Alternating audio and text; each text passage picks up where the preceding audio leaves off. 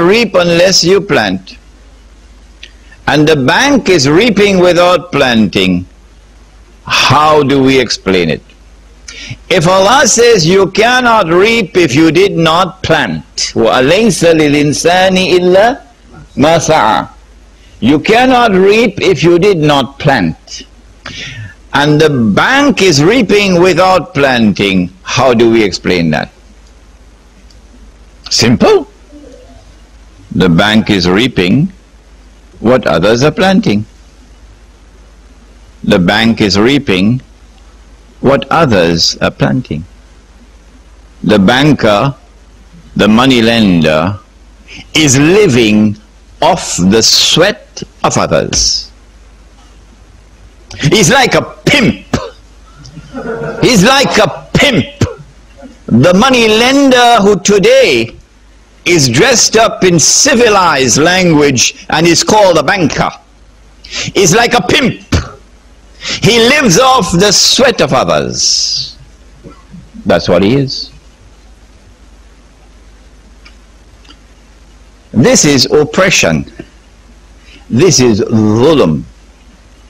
That one people sit down very comfortably in luxurious homes by the seafront and have swimming pools and drive Mercedes-Benz motor cars and go on vacations to Disneyland, while the rest of the people must work like jackasses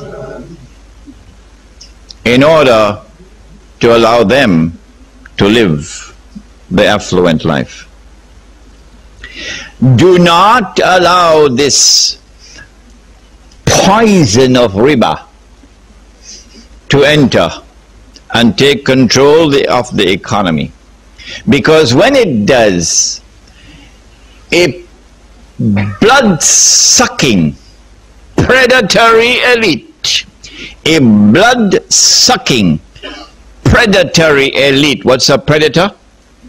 An animal that lives off the flesh of other animals. A blood-sucking predatory elite will now take control of the market, and they will suck the blood of the masses. And so when an economy is based on riba, the rich will keep on growing richer, while the masses grow poorer and poorer. Allah subhanahu wa ta'ala responds to this riba, and he uses a methodology of a stage-by-stage explanation, and he uses a stage-by-stage process through which to eradicate riba. In the first stage, he teaches the subject.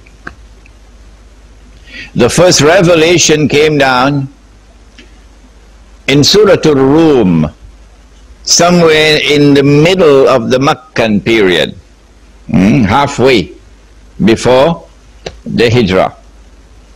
And in that first revelation, the language is still mild but sufficiently strong to wake us up to how important this subject is. He says, وَمَا آتَيْتُمْ مِنْ رِبًا لِيَرْبُوَ فِي أَمْوَالِ النَّاسِ فَلَا يَرْبُو عِنْدَ اللَّهِ. And that which you put out, that which you invest as a riba transaction, that your capital might increase in the wealth of others, meaning at the expense of others. فَلَا يَرْبُو عِنْدَ اللَّهِ. It will not increase with Allah. Allah is displeased with this.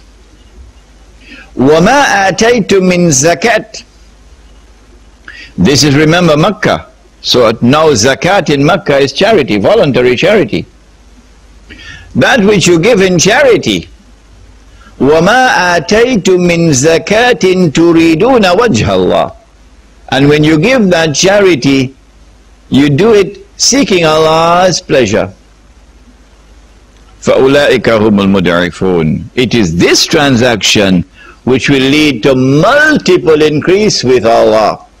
And so he begins to teach the subject of the prohibition of riba through a contrast between riba and charity. Between riba and charity. He disapproves of riba, but he approves of charity. And so we are now forced to think, what is there in the contrast between riba and charity which helps us to understand what is riba? I spent about 3 or 4 months driving my car all over New York, asking this question. It took me 3 to 4 months before Allah subhanahu wa ta'ala in His kindness finally allowed me to understand why. But it took Yusuf only 5 minutes. Where's Yusuf? It took Yusuf only 5 minutes. Yusuf is from Chile. Santiago probably took the Shahada, became a Muslim. He's with us now. It only took him 5 minutes. What is there in the contrast between riba and charity? The answer is that in a perfect act of charity, not the kind of stuff that France gives to Indonesia, no. In a perfect act of charity, not aid as imperialism, no. In a perfect act of charity, you give and you take nothing in return. That's charity. إِنَّمَا نُطْعِمُكُمْ لِوَجْهِ اللَّهِ. إِنَّمَا نُطْعِمُكُمْ لِوَجْهِ اللَّهِ لَا نُرِيدُ مِنْكُمْ جَزَاءً وَلَا شُكُورًا. When we feed you, when we give you, we do it for Allah's sake. We do not seek from you anything in return. We do not even demand that you should show gratitude. This is charity. A perfect act of riba is exactly the opposite. In a perfect act of charity, you give and you take nothing in return. In a perfect act of riba, you take and you give nothing in return. When we understood that while we're in Mecca, we are prepared now for when we arrive in Medina. When we arrived in Medina and then revelation came down, Allah subhanahu wa ta'ala says, the one who consumes riba, when he stands before Allah on the last day, you see him. If you take a look at him, you know what you're going to see? You're going to see someone who is behaving as though he has been driven to madness by the touch of shaitan.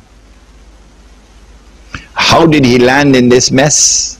Allah explains. This is because he argued, إِنَّمَا الْبَيْعُ مِثْلُ الرِّبَى.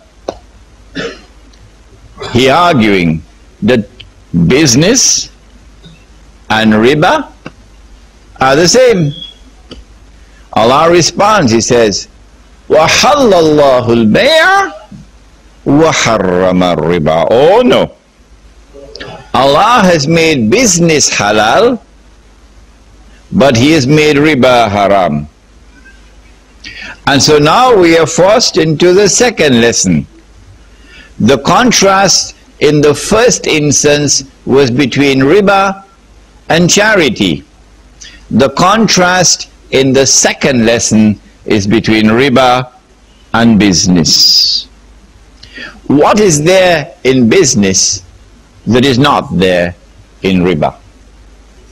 The answer is that it is in the essence of a business transaction that you must admit of the possibility of either a profit or a loss. If that is not there, it ain't riba, it ain't business. If it does not admit of the possibility of a profit or a loss, it ain't business.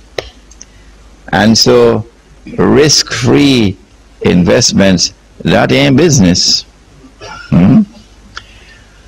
It is in the essence of a riba transaction that the possibility of a loss is eliminated. The money lender is immunized from loss. He can only make a profit. He cannot suffer loss. In consequence of which,